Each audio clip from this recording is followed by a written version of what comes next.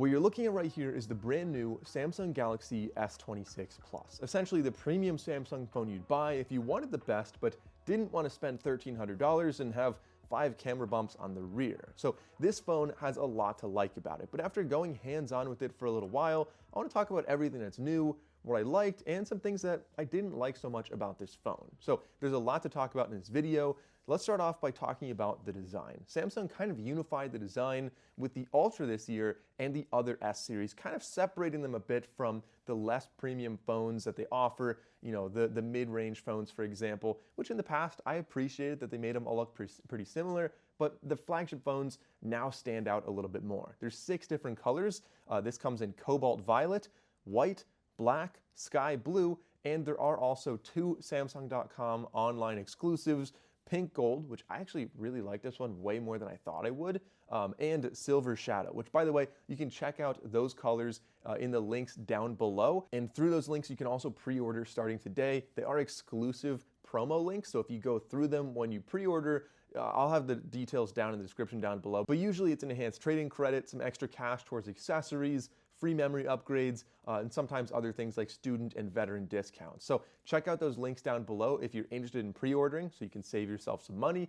And anyway, moving on with the display here. So this is a 6.7-inch Quad HD Plus display, barely smaller than the S26 Ultra, and like I said, it really is quite a good display. It's a 1 to 120 Hz refresh rate. It goes up to 2600 nits of brightness, so it should be plenty bright when outside. You have the in-screen fingerprint sensor. It's a Samsung phone, so it's really no surprise that the display really looks quite good on this phone. One thing to note though is that unlike the Ultra, and you may be seeing headlines or maybe you already watched my video about the S26 Ultra, the S26 Plus does not get that new privacy display feature. Essentially, it works a lot like a screen protector that is a privacy screen protector, but it's optional and it's a little bit more advanced. I talk about it in the Ultra video, which maybe you want to watch after this one. Now, getting into the cameras on this phone. If you go over to the rear, you'll see, again, 3 cameras, very familiar setup. You have the 50 megapixel primary rear lens, you have the 12 megapixel ultra wide, and you have your 10 megapixel 3x lens, which can zoom in to 30x. Now, considering the price of this phone, this is $1,100, I was really hoping to see a telephoto lens on here that used a periscope. It's something that we see on the iPhone 17 Pro, the smaller one. That's $1,100. That has a periscope lens. The Pixel 10 Pro, which is the smaller of the flagships there,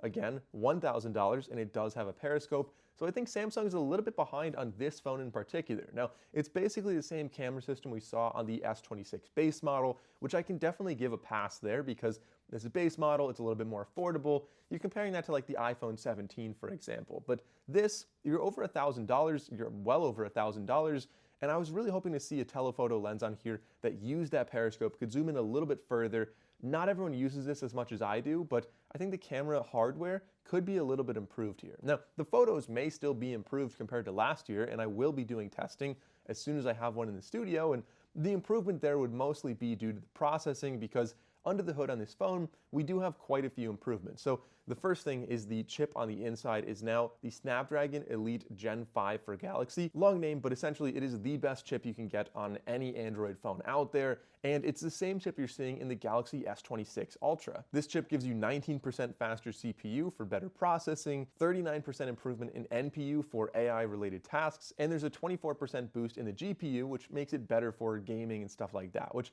I think is probably a lot of people buying this phone want that larger display. That's why they're not buying the base model, and they're probably going to be doing a lot of gaming or watching media, and that should really be pretty solid with this phone. This also has full 5G, so millimeter and sub-6 5G, unlike the base model, and you have a 4,900 milliamp hour battery, which is a little bit larger than the base model and a little bit smaller than the Ultra, but the battery life should be pretty comparable. At least it has been in the past years, and the battery life, this is a very efficient chip on here. The display is very efficient. I think you should be getting a pretty solid battery life on here. The storage options with this phone start at 256 gigabytes, go up to 512, and it's actually 12 gigabytes of RAM in either one of those orientations. This has super fast charging 2.0, which means up to 45 watts with wired charging, and up to 20 watts with wireless charging.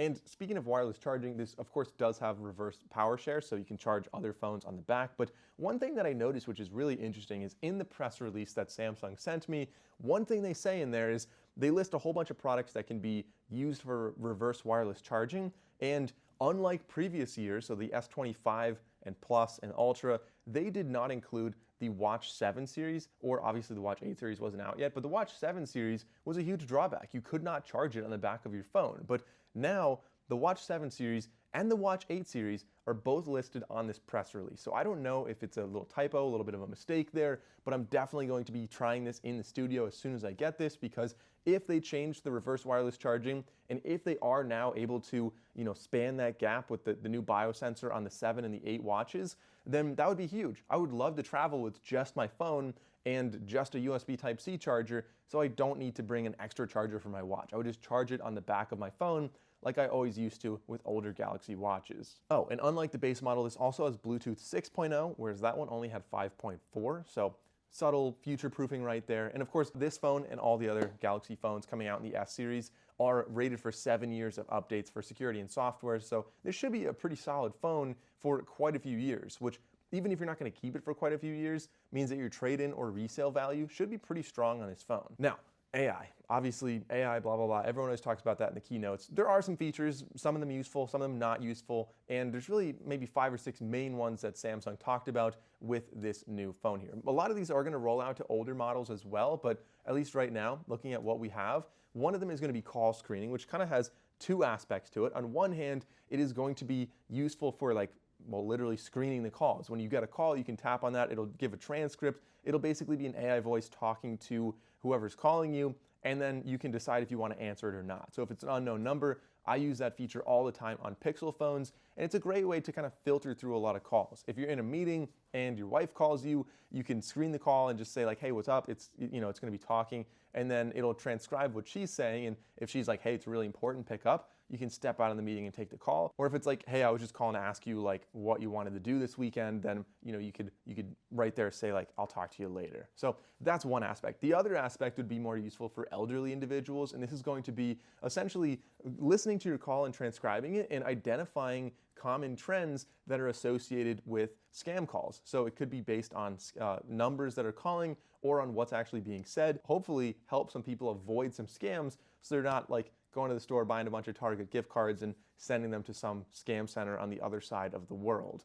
Again, I don't know if this is really going to be super helpful for a lot of people, but I think that's the hope, that there are some people that this could really benefit. We also have enhanced circle to search. We have some improvements in the Gallery app. So now the Gallery app has even more editing opportunity, again, based on AI here. So instead of just that magic eraser feature, which has been doing very well on Galaxy phones, as you may have seen in the past, we now have a lot of generative stuff as well. So if you want to change the background or take something from one image and put it in another image, take a t-shirt from one or a hat from one, put it onto you in another totally different lighting scenario, or even change the lighting setup, it's really quite impressive.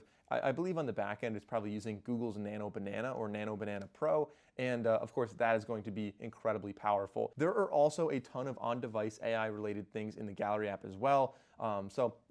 It's kind of an interesting age where some photos, you can take them totally natural. I like doing that a lot, but you can also alter them very heavily using AI. And sometimes that is really fun and useful. Other times, I don't know, it just kind of changes what the memory actually is. So there's a time and place for it though, and I kind of like having the feature. And although Bixby's kind of getting improvements, we also have Gemini and we have Perplexity on here as well. Perplexity is kind of a new ad, so kind of a cool other alternative if you want to use that for your voice assistant. So that is the Galaxy S26 Plus. I think I said that right throughout this video. Also, by the way, sorry this is probably the worst lighting I've ever had for a video. My flight got canceled. There was a huge blizzard on the East Coast. By East Coast standards. My flight got messed up. I ended up getting in here late in the evening today, so my content capture was really dark. I did my best there, and I'm literally filming in a hotel now. This chair, you guys can't see it.